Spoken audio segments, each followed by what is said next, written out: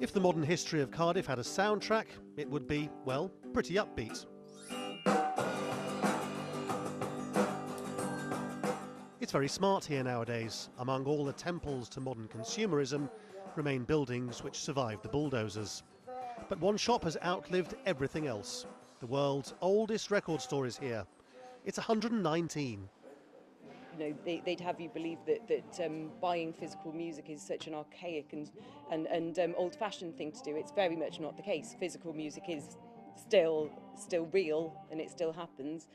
For a place that isn't really very big, Spillers has a reputation in Wales that's bordering on the legendary. It doesn't only sell CDs and records, it's also a magnet for musicians. Any number of world-famous Welsh bands credit Spillers with inspiring them. This Welsh singer-songwriter is no exception. You know, people who share the same passions will kind of flock together, I suppose, and you know, whether they know each other beforehand or not, they'll often make new friends in Spillers and so forth, as I have. But there's something else going on here too. Look at the music buffs leafing through the records. They could spend all day here. Spillers is part of a bigger movement that's been going on for a while. It's called the Vinyl Revival.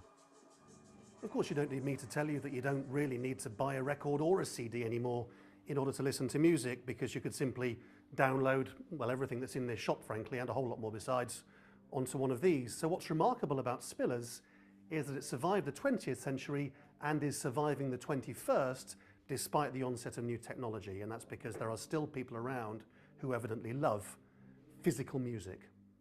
You can't touch and hold a download. It doesn't have a double gatefold sleeve with artwork and a cover you can frame and put on your wall as a tribute to your favourite band. For record collectors, owning vinyl is the antidote to disposable pop culture. I'll probably have this for the rest of time, I'd say. There's no reason why I'd lose this, whereas one hard drive failure and you've lost your download collection. And in the age of the illegal download, the other point is that by insisting on buying physical music, you're insisting that artists are worth supporting. In that sense, what Spillers represents is the same as the busker outside on the street, a stand against the new, the disposable, and the cheap. Lawrence Lee, Al Jazeera, Cardiff.